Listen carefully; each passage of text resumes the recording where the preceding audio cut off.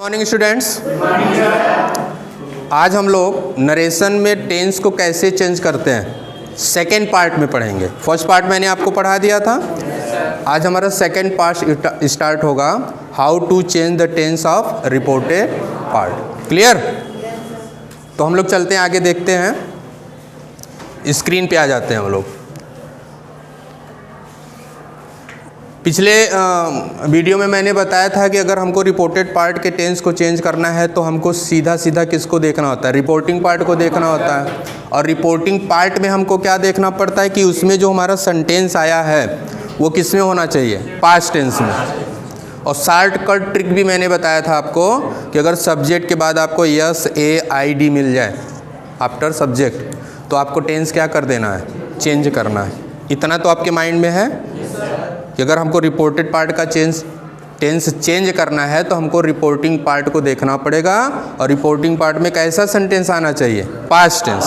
तो हम ये मान के चलते हैं कि रिपोर्टिंग पार्ट में हमारा पास्ट टेंस आया हुआ है, उसके बाद रिपोर्टेड पार्ट के टेंस को हमको चेंज करना है। तो देखो, अगर रिपोर्टेड पार्ट में सब्जेक्ट प्लस वर्ब का सेकंड फॉर्म आ जाए, सब्जेक्ट प्लस वर्ब का सेकंड फॉर्म आ जाता है, इसको हम चेंज कर देते हैं subject plus had plus verb के थर्ड फॉर्म में। अब इसको एग्जांपल लेके समझ लेते हैं हम लोग।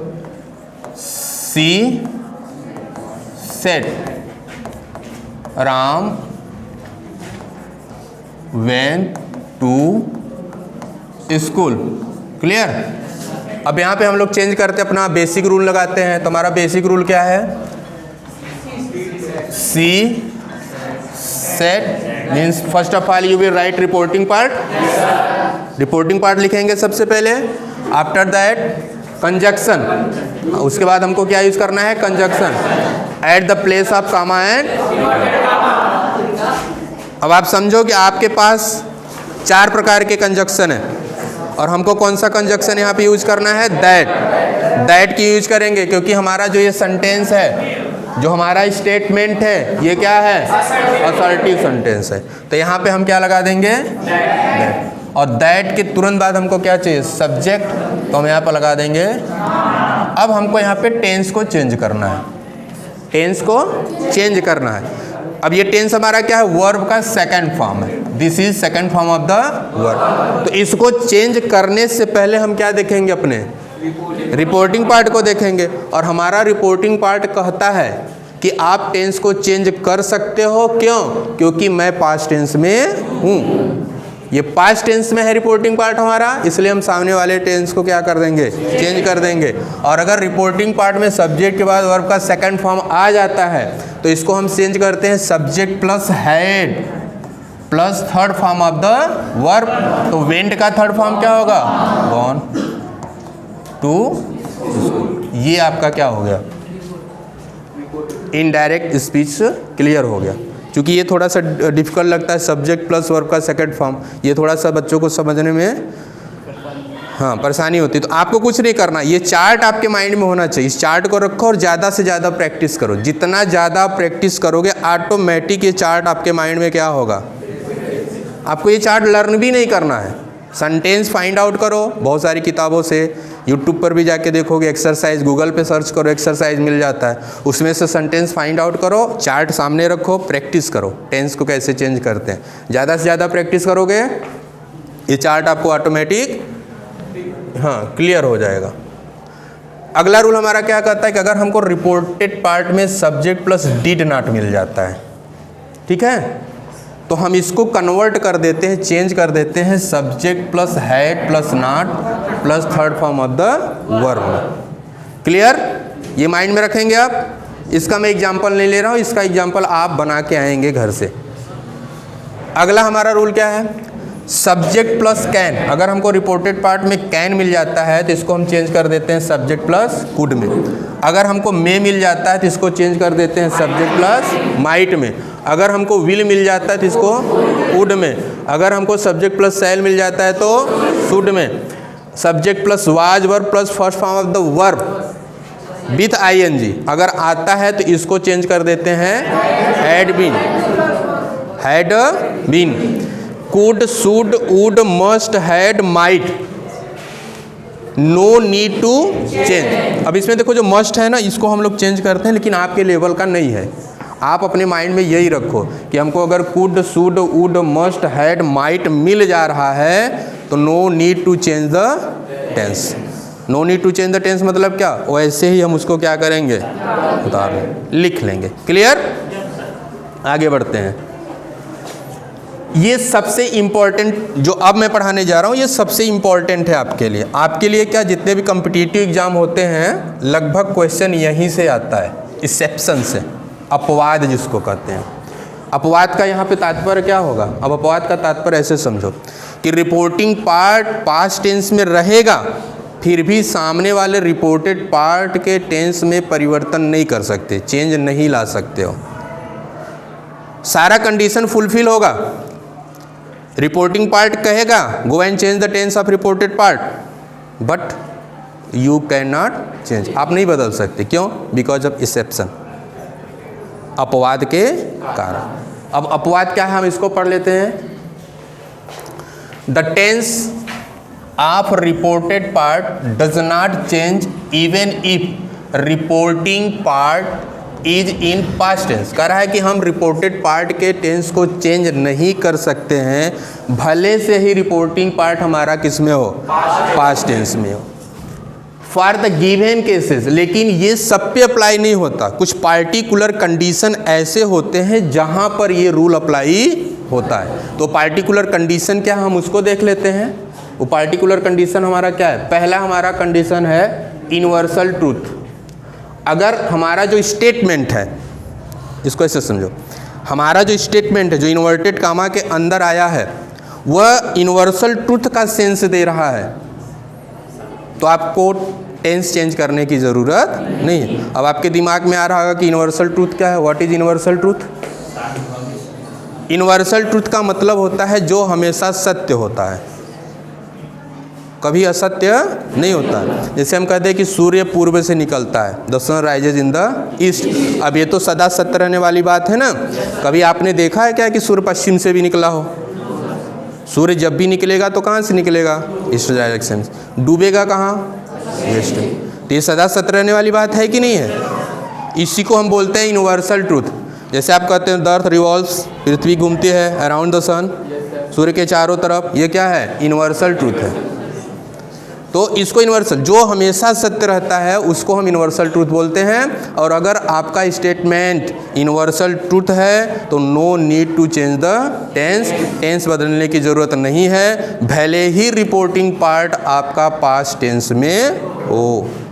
एग्जाम्पल से देख लेते हैं। यहाँ पे एग्जाम्पल है, he said the sun rises in the east. अब आप बेसिक कॉन्सेप्ट से चलेंगे। सबसे पहले आप रिपोर्टिंग पार्ट को लिखेंगे, ही सेड। यहाँ पे हमारा क्या आ जाएगा? Conjunction that. दैट के जस्ट बाद हमको क्या लिखना होता है? सब्जेक्ट, तो हम लिख देंगे द सन। अब यहाँ पे देखो ये वर्ब का फर्स्ट फॉर्म है और इधर हमारा क्या है? पास्ट टेंस है। तो रूल तो ये कहता है कि इधर पास्ट टेंस है, वर्ब के फर्स्ट फॉर्म को चेंज कर दो वर्ब के सेकेंड फॉर्म में। लेकिन हम नहीं कर सकते हैं। क्यों नहीं कर सकते हैं? ये स्टेटमेंट क्या है हमारा? यूनिवर्सल ट्रूथ है। और जब यूनिवर्सल ट्रूथ हो गया तो बस आपको इसको क्या कर देना? सेम टू सेम लिख देना है। इसको माइंड में रखना। ये अक्सर कंपटीशन में भी पूछा जाता है, बोर्ड एग्जामिनेशन में भी पूछ दिया जाता है। ऐसे ही क्वेश्चन पूछेंगे। देखो जब पेपर सेट किया जाता है ना, तो एग्जामिनर भी तो कभी विद्यार्थी रहा होगा ना, स्टूडेंट रहा होगा, वो जानता है कि किस सब्जेक्ट में कौन सा टॉपिक ऐसा होता है जिससे बच्चे भागते हैं। और जिस टॉपिक से आप भागते हो ना, वो वहीं से क्वेश्चन क्या करता है? पुटअप करता है। वहीं से क्वेश्चन पुटअप करता है। लेकिन मैं आपको जो चीज़ समझा रहा हूँ, आपको भागने की कहीं ज़रूरत ही नहीं है। हर चीज़ आपको क्लियर होता चला जाएगा। तो जब हर चीज़ आपको क्लियर हो रहा है, हर चीज़ जब आपको क्लियर हो रहा है, तो आप इसको क्या करोगे? और क्लियर करने के लिए प्रैक्टिस करोगे। और प्रैक्टिस करने के लिए आपको बुक्स की ज़रूरत पड़ेगी। गूगल पे जाके सर्च करो एक्सरसाइज, वहाँ से प्रैक्टिस करो। आगे देखते हैं हमारा सेकंड टॉपिक क्या है, हिस्टोरिकल फैक्ट्स। सेकंड कंडीशन यह है कि अगर हमारा जो स्टेटमेंट है जो इन्वर्टेड कामा के अंदर आया हुआ है वो अगर हिस्टोरिकल इवेंट हो, वो गेट बंद कर दो, अगर वो हमारा क्या हो, हिस्टोरिकल इवेंट हो। अब हिस्टोरिकल इवेंट का मतलब क्या, ऐतिहासिक घटना, हिस्ट्री से रिलेटेड चीज़, जो हिस्ट्री में, हिस्ट्री मतलब क्या है, story of the past, story of the past. तो अगर हमारा स्टेटमेंट हिस्टोरिकल है, हिस्टोरिकल इवेंट्स है, तो no need to change the tense. यहाँ पर मैंने एक एग्जांपल लिया, आप उस एग्जांपल को देख लीजिए। ही said the first battle of Panipat, आपने सुना होगा, वाज फॉट इन 1526। ये हिस्टोरिकल इवेंट है। अब जैसे हिस्टोरिकल इवेंट मिल गया, आप क्या करोगे, कुछ नहीं, यहाँ पे हमको सिर्फ क्या लगा देना है, दैट। क्या लगा देना है, रिपोर्टिंग पार्ट, दैट, और इसको उतार लेंगे। टेंस बदलेंगे नहीं, टेंस चेंज नहीं करेंगे। क्यों नहीं करेंगे, क्योंकि हमारा क्या है, हिस्टोरिकल इवेंट ना। थर्ड हमारा क्या है, हैप्चुअल फैक्ट। थर्ड हमारा क्या है, हैप्चुअल। हैप्चुअल फैक्ट क्या, आदत, आपकी कोई ना कोई आदत होगी। आदत अगर है, आदत का अगर स्टेटमेंट में आदत आया है, हैप्चुअल फैक्ट आया है, तो no need to change the tense. Tense को बदलने की ज़रूरत नहीं है। अब यहाँ पे देखो, he said I wake at 6 AM to do yoga daily. कह रहा है कि मैं 6 बजे डेली उठता हूँ योगा करने के लिए, ये इसका आदत है, इसकी क्या है, हैबिट है। अब ये थोड़ा सा क्वेश्चन आपको फंसाता है, आपको स्टेटमेंट को अच्छे से पढ़ना पड़ेगा। उसमें आपको ये क्लियर करना पड़ेगा कि हैबिट है कि नहीं। अगर हैबिट है तो no need to change the tense, अगर हैबिट नहीं है तो चेंज क्या हो जाएगा, टेंस। अब जैसे अगर इस वर्ड में से हम डेली को गायब कर दें, अगर डेली हटा दोगे ना, तो ये फिर कंफर्म नहीं हो पाएगा कि हैचुअल है कि नहीं हुआ। डेली लगा देने से ये क्लियर हो गया कि ये डेली ये काम करता, मतलब इसकी क्या हो गई, आदत हो गई। तो आपको इस सेंटेंस में इतना क्लियर करना पड़ेगा। अगर हैप्चुअल फैक्ट्स है तो no need to change the tense. फिर क्या करोगे, कंजक्शन लगाओ, और यहाँ में आई चेंज हो जाता है किसमें, ही में। ये अभी आगे हम आपको अगले वीडियो में या फिर अगले क्लास में पढ़ाएंगे। क्लियर। प्रोवर्ब्स, कहावत, इसको क्या कहते हैं, कहावत। अगर आपको कहावत मिल जा रहा है, अब कहावत का मतलब क्या है, हिंदी में बहुत सारे कहावत होते हैं, नाचे नावे आंगन टेढ़ा, थोथा चना बाजे घना, हाँ, 4 दिन की चांदनी फिर अंधेरी रात। ऐसे ही इंग्लिश में भी आते हैं। यहाँ पे जैसे देखो, यहाँ पे लिखा है ना, where there is a will there is a way. जहाँ चाह होती है वहीं राह होती है, जहाँ चाह होती है वहीं पे क्या होती है, राह होती है। ये कहावत हो गया। जैसे आपको लगे कि ये कहावत है, आप क्या करो, सीधा यहाँ पे दैट लगाओ और सेंटेंस को क्लियर कर दो, कामा इन्वर्टेड कामा हटाते हुए। तो आपको देखो, बेसिक कॉन्सेप्ट आप मैंने पढ़ा दिया, आपका narration, how to change the tense of reported part भी मैंने क्लियर कर दिया, ठीक है। एक्सेप्शन जो था हमारा, ये भी मैंने पढ़ा दिया। एक प्रकार से आपका नरेशन का सेकंड स्टेप अब क्या हो गया, ख़त्म। अब अगले स्टेप में हम क्या करेंगे, अभी हम प्रैक्टिस कर लेते हैं 2-4 क्वेश्चन का। अगले स्टेप में हमारा चालू हो जाएगा how to change the pronoun, personal pronoun, ठीक है। तो पहले हम यहाँ पे प्रैक्टिस कर लेते हैं थोड़ा सा। प्रैक्टिस सेट में हमारा पहला क्वेश्चन है ये, देखो, ही सेज राम कुक्स फूड। इसको हमको डायरेक्ट से इनडायरेक्ट नरेशन में कन्वर्ट करना है। तो बेसिक कॉन्सेप्ट क्या कहता है कि हमको पहले रिपोर्टिंग पार्ट लिखना पड़ेगा, हमने लिख दिया। सेकंड बेसिक कॉन्सेप्ट क्या, हमको कंजक्शन यूज़ करना है, दैट। क्यों, क्योंकि यहाँ पे असर्टिव सेंटेंस आ गया।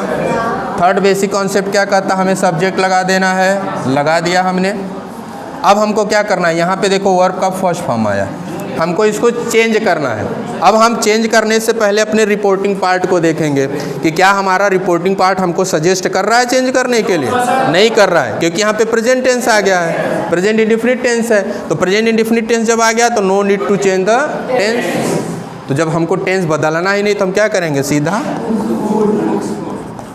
आपको इस तरह से एक एक बेसिक कॉन्सेप्ट को लेके चलना पड़ेगा अगर आपको नरेशन बनाना है तो। देखो, डायरेक्ट अंग्रेज बनने का प्रयास मत करो, आप लर्निंग पीरियड में चल रहे हो, और लर्निंग पीरियड में क्या है, हमको एक एक स्टेप को फॉलो करना पड़ेगा। अभी कुछ बच्चों को मैं नरेशन दे दूँ बनाने के लिए तो डायरेक्ट बनाना चालू कर देंगे, नहीं नहीं, डायरेक्ट नहीं, आपको हर स्टेप को फॉलो करना पड़ेगा। ऐसा कब तक?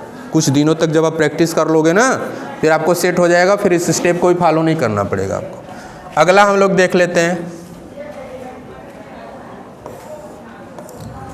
सेकंड क्वेश्चन हमारा। अमन विल से मोहन हैज संग a song for his friends. Clear है? तो चलो हम देखते हैं हमारा बेसिक कॉन्सेप्ट क्या है। Reporting part, Aman will say, यहाँ पे क्या आ जाएगा? That, after that subject Mohan. अब यहाँ पे हैज़ है, तो हमने बताया था हैज़ हैव चेंज हो जाता है हैड में, लेकिन चेंज करने से पहले आपको क्या देखना पड़ेगा? और हमारा रिपोर्टिंग पार्ट कहता है कि हमारे पास विल है, और हमने आपको बताया था कि अगर रिपोर्टिंग पार्ट में विल और शैल आ जाता है तो no need to change the tense, change करने की ज़रूरत नहीं है। और जब टेंस चेंज करने की ज़रूरत नहीं है तो जितना रेस्ट पार्ट है उसी को हम क्या करेंगे? लिख देंगे, क्लियर कर देंगे। क्लियर? यहाँ पे आप यहाँ से हैज संग a song for his friends पूरा लिख लेंगे और कामा इन्वर्टेड कामा को रिमूव कर देंगे।